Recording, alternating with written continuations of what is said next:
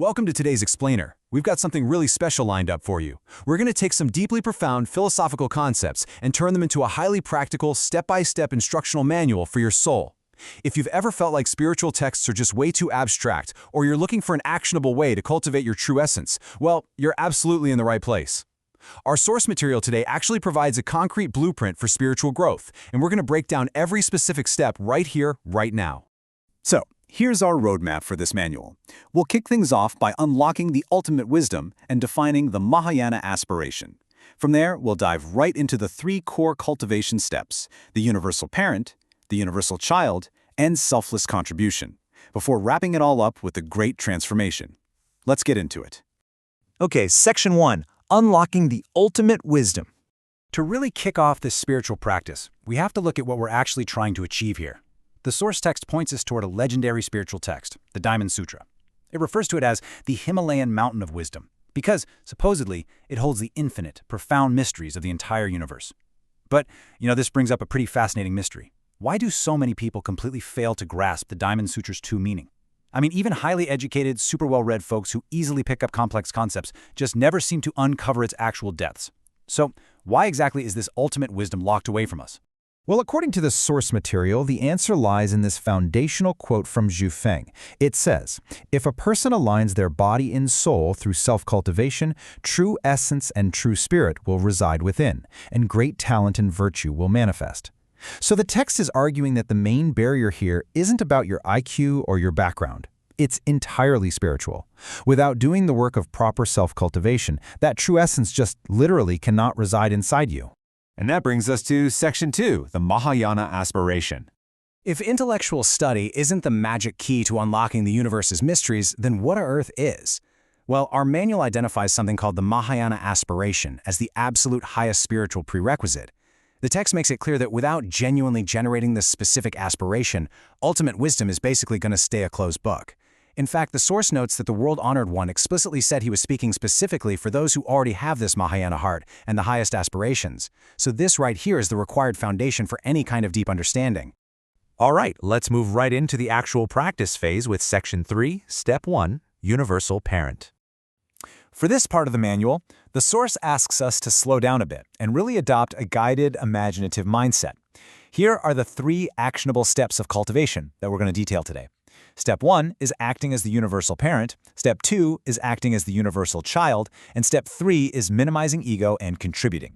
Okay, so to tackle Step 1, the text instructs you to literally envision yourself as the father or mother of all people in the world. And the author insists this has to come genuinely from the heart. It can't just be empty words.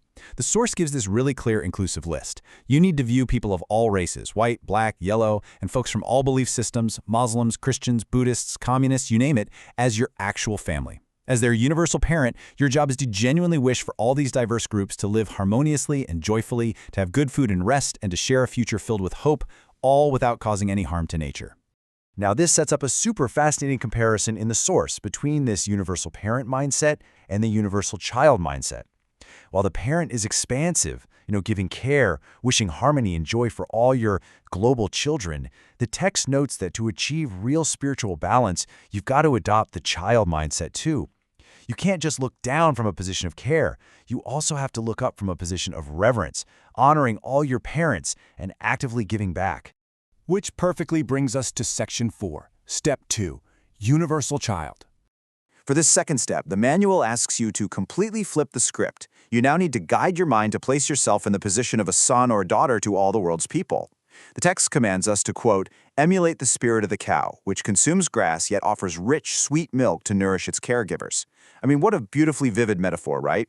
According to the source, as the universal child, you aren't seeking to take from the world. Instead, you're sharing your parents' burdens by only taking in what is simple and strictly necessary, the grass, and in return, offering back something incredibly valuable and nourishing, the sweet milk. And that leads us to Section 5, Step 3, Selfless Contribution.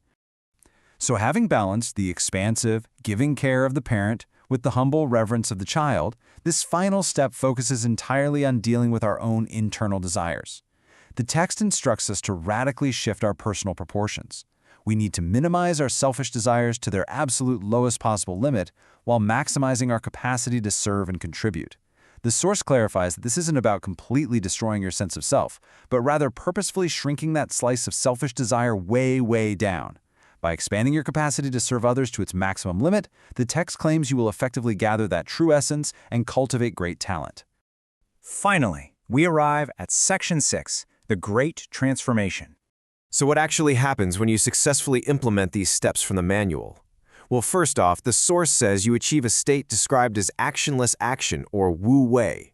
By successfully generating this Mahayana aspiration, the text claims you're going to feel completely refreshed and clear-headed. You become bright of heart and bright of eye, just flowing perfectly in tune with the world in a state of totally effortless operation. Next, the source uses this absolutely stunning imagery. The universe can fit within your chest.